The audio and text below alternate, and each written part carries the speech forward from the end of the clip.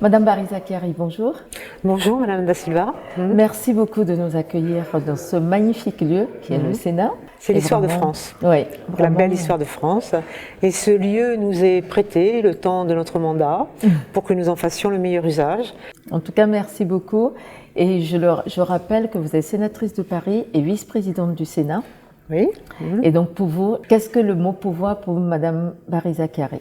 Alors pour moi, c'est le pouvoir de faire. Le pouvoir de faire, par exemple, je sais que vous êtes attaché à la lutte contre les discriminations.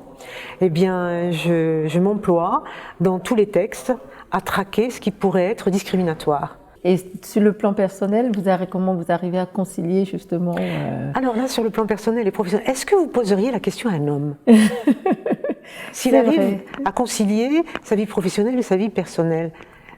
Oui, j'arrive à concilier la vie personnelle, la vie professionnelle, et je peux vous dire que les deux vivent en harmonie, sans problème. C'est une question d'organisation. Et vous savez peut-être que les femmes sont un peu plus organisées que les hommes. Absolument. Donc il y a des agendas à gérer, les agendas des enfants, les agendas du mari, les agendas professionnels, et puis nous gérons tout ça en bonne intelligence. Est-ce que vous diriez que l'exercice du pouvoir se traduit différemment en tant que femme ou en tant que pour les hommes ou pour les femmes? Alors, je ne sais pas si ça se traduit différemment. Moi, ce que je sais, c'est quand je présidais les débats, je sais que ma seule présence, et ça ce sont des collègues qui me l'ont dit, ma seule présence faisait que l'agressivité descendait d'un ton. Pourquoi? Parce que j'arrive au pupitre, on me dit Madame la Présidente, et je leur propose à tout le monde de s'asseoir, mais je le fais avec un tel sourire d'empathie pour mes collègues que déjà la pression diminue d'un cran.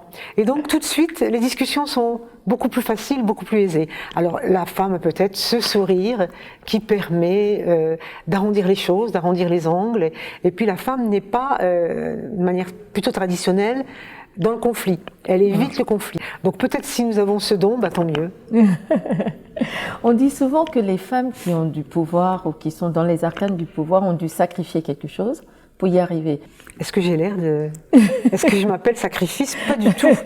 Pas du tout, pas du tout. Au contraire, je vis bien l'ensemble des choses et je n'ai rien sacrifié entre guillemets, pas au pouvoir, mais à la fonction. Le pouvoir, c'est pas un mot qui me convient. Je n'ai rien sacrifié à la fonction. Je le fais avec bonheur, avec plaisir, et quand on le fait avec bonheur et avec plaisir, je pense que tout vient avec. Pour revenir sur les questions qui nous tiennent à cœur, parce qu'on a parlé des discriminations dès le début de notre entretien, la FIP que je dirige lutte contre ces questions-là depuis de très nombreuses années, et on se rend compte que malgré tous nos efforts, malgré toutes les actions qui sont mises en place, la situation tend à s'empirer. Que faut-il faire pour réduire toutes ces inégalités et produire un mieux vivre ensemble? Les discriminations sont des morts sociales. C'est pour ça qu'il faut lutter.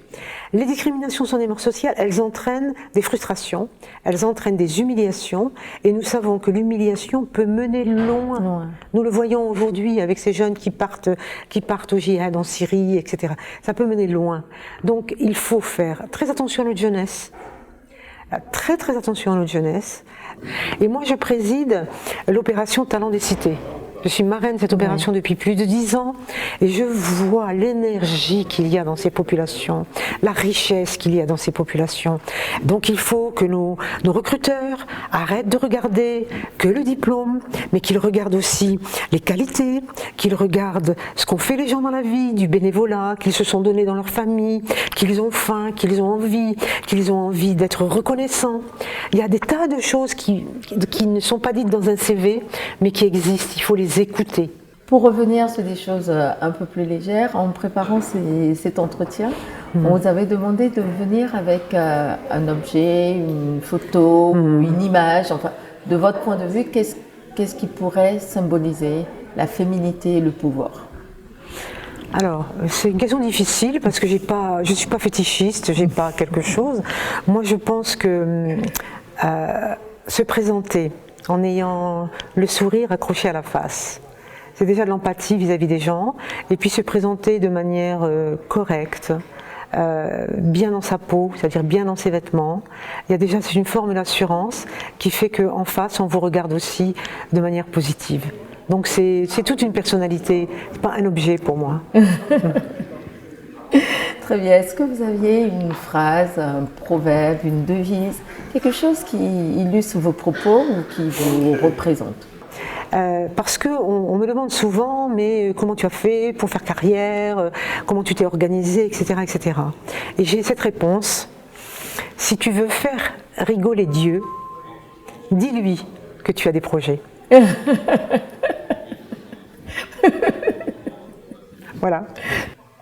Si vous aviez un conseil ou un message à adresser aux plus jeunes qui nous regardent, notamment les jeunes femmes, si une jeune femme dit « Quand je serai grande, je voudrais être Barry Zacharie », qu'est-ce que vous lui diriez? Alors, je lui dirais de travailler beaucoup, d'avoir confiance en elle, parce que l'autorité, c'est la compétence. Et je pense qu'il n'y a pas d'autre autorité. L'entretien touche à sa fin. Pour Barry Zacharie, le pouvoir, c'est l'action. Merci beaucoup. Merci de nous avoir reçus. C'est moi qui vous remercie et merci pour le travail que fait votre structure, pour la visibilité d'un certain nombre de personnes. Vous êtes le porte-voix des sans-voix. Pour cela, soyez remerciés. Mais merci beaucoup, c'est un très beau compliment.